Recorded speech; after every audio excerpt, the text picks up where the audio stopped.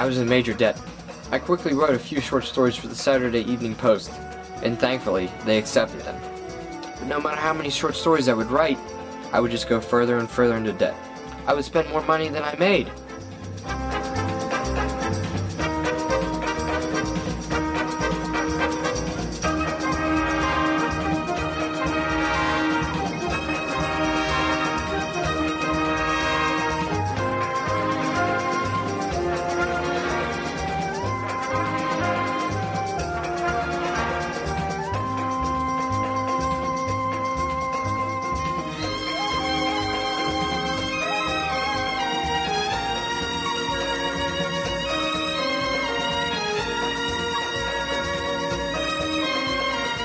If that wasn't enough, Zelda started nagging me about these silly delusions of being a ballerina or a dancer. It was something that meant a lot to her, apparently.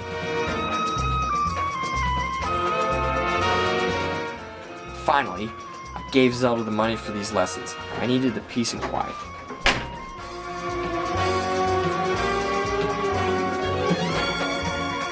I had this little idea about a man. I was going to call him Jay Gatsby, an officer in the military. He falls in love with this girl named Daisy. They fall in love, but before they can do anything, Gatsby is sent overseas, and the two lose touch. It would be so heartbreaking, but I could feel this book, this mosaic piece of literature, being my greatest piece, but not only my greatest, but being the greatest American novel.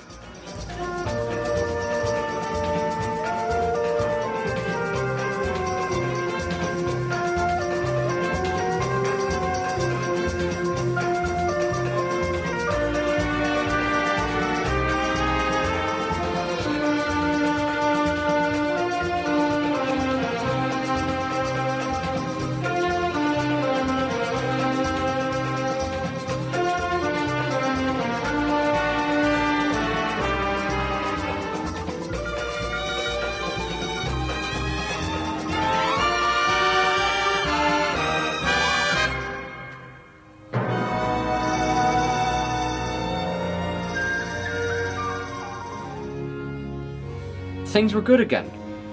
Or so I thought.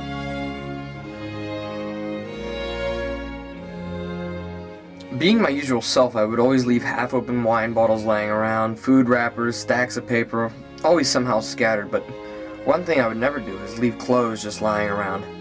Especially a jacket. A jacket that didn't even look like mine. Something was wrong.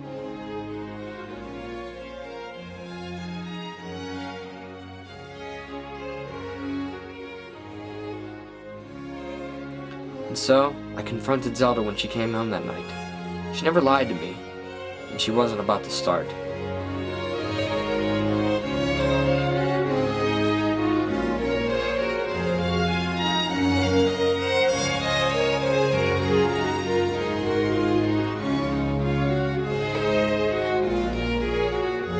She'd been going behind my back ever since I started The Great Gatsby.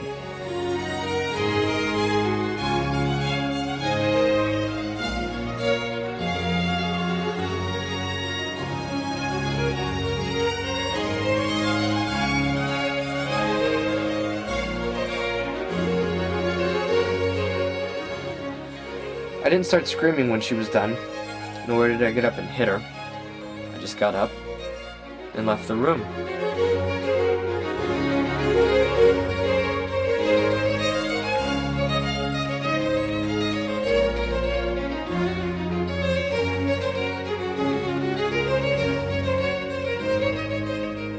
Zelda and I, after that, didn't talk much. Things were just kept to hellos and goodbyes. And with ballet training, I didn't see her often. Gatsby was just being released. Oh, the reviews. I couldn't believe it. They were great! Critics began claiming it to be an American classic, and then the sales came in. My prediction of 80,000 was way off, and not in a good way. Only 22,000 copies were sold, and that was that. Scribner's canceled my advance. These were the bad times.